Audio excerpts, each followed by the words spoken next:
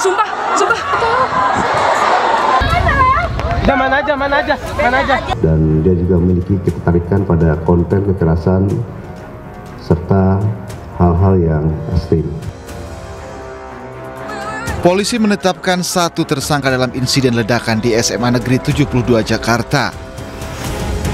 Tersangka merupakan anak di bawah umur dan disebut sebagai anak berkonflik dengan hukum atau ABH.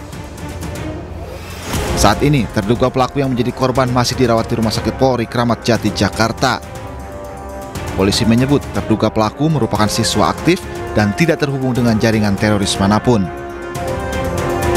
Berdasarkan keterangan yang kami himpun, ABH yang terlibat dalam kasus ledakan ini dikenal sebagai pribadi yang tertutup, jarang bergaul, dan dia juga memiliki ketertarikan pada konten kekerasan serta hal-hal yang ekstrim. Selain itu, kami juga bersama Densus 88 Anti Teror telah menganalisis rekaman CCTV, ponsel, serta aktivitas daring ABH yang terlibat untuk mendalami motif dan latar belakang yang bersangkutan. Dalam kasus ini, polisi telah memeriksa 16 orang saksi dan sejumlah barang bukti. Polisi juga telah menggeledah rumah pelaku. Menurut polisi, dari hasil uji laboratorium, jenis bahan peledak yang digunakan terduga pelaku memiliki daya ledak rendah. Di rumah anak yang berkonflik dengan hukum, di sana kita juga mendapatkan bahan-bahan peledak yang memiliki kekuatan ledak yang rendah atau low explosive. Dengan kata lain, bahwa bahan yang ada di TKP 1 di dalam masjid ataupun di TKP 2 di samping bank sampah itu ada kesesuaian dengan bahan-bahan yang ada di rumah anak yang berkonflik dengan hukum.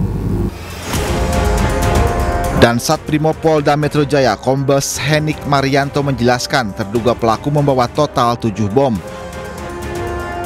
2 bom diantaranya meledak di masjid saat salat Jumat, sedangkan di bak sampah ada 4 bom, 2 diantaranya meledak. Pelaku juga menaruh bom di taman baca dan berhasil dijinakan petugas. Dari Jakarta, tim liputan iNews melaporkan. Pemirsa, salah satu keluarga korban ledakan di SMA Negeri 72 Jakarta menyampaikan tuntutan agar kasus ledakan diusut tuntas oleh pihak kepolisian. Sementara Menteri Pendidikan Dasar dan Menengah Abdul Muti menanggapi soal isu dugaan bullying terkait insiden ledakan di SMA Negeri 72 Jakarta. Hal itu dinilai sebagai alarm darurat bagi dunia pendidikan.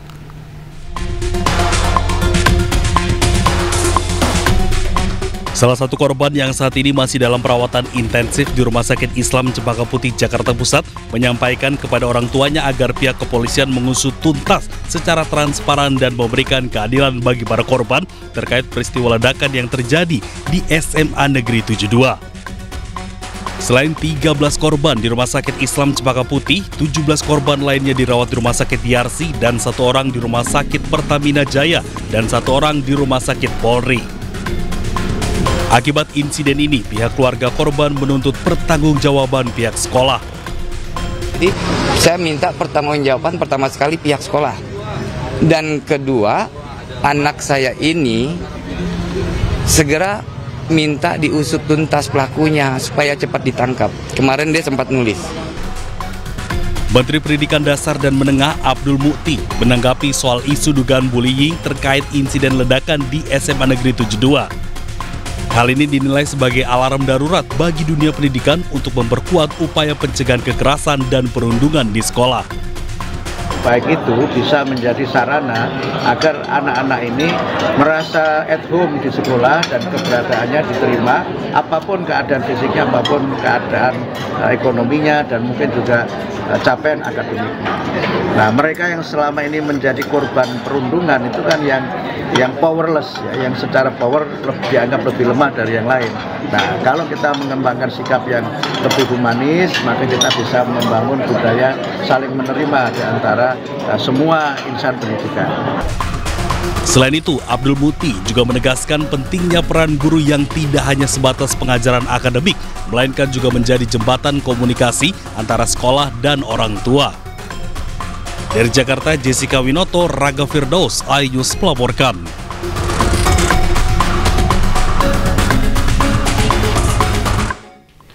Kini kita ke informasi lainnya, pemirsa. Sebanyak 17 terdakwa kembali dihadirkan dalam sidang kasus kematian Prada Luki Sepril Saputra Namo di Pengadilan Militer 315 Kupang, Nusa Tenggara Timur. Dalam sidang terungkap ada terdakwa yang menasihati korban, namun ada pula yang menganiayanya menggunakan selang.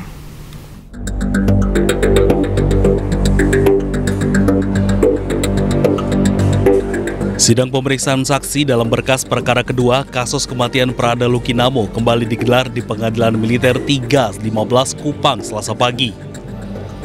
Sebanyak 17 terdakwa kembali dihadirkan dalam persidangan yang dipimpin Majelis Hakim Militer.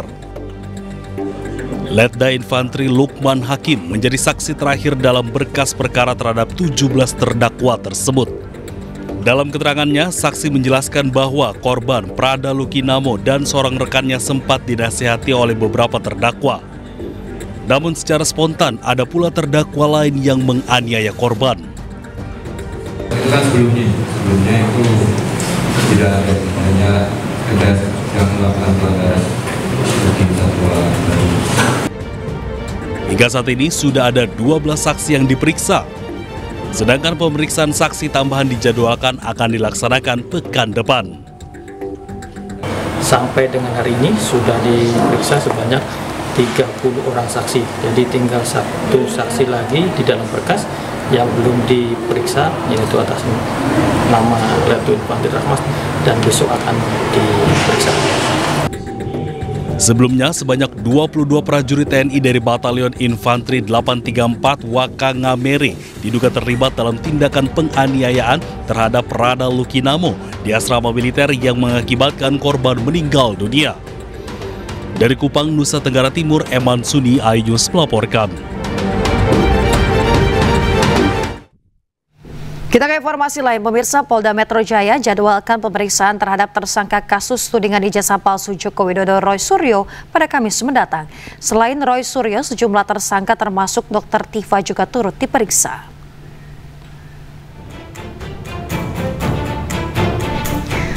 Pemirsa, Roy Suryo akan diperiksa perdana sebagai tersangka. Surat pemanggilan sebagai tersangka telah dikirim terjadwal pada Kamis 13 November 2025. Sebelumnya, 8 orang ditetapkan sebagai tersangka dalam kasus tudingan ijazah palsu Presiden ke-7 RI Joko Widodo. Dari ke-8 tersangka, kepolisian membagi menjadi 2 klaster.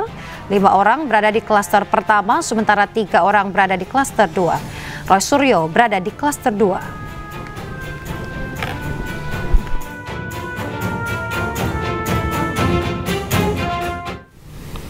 Sementara itu, Menteri Koordinator Bidang Politik Hukum dan juga Keamanan periode 2019 hingga 2024 Mahfud MD menilai para tersangka atau Roy Suryo CS tidak bisa diadili sebelum keaslian ijazah Jokowi diputuskan lewat pengadilan.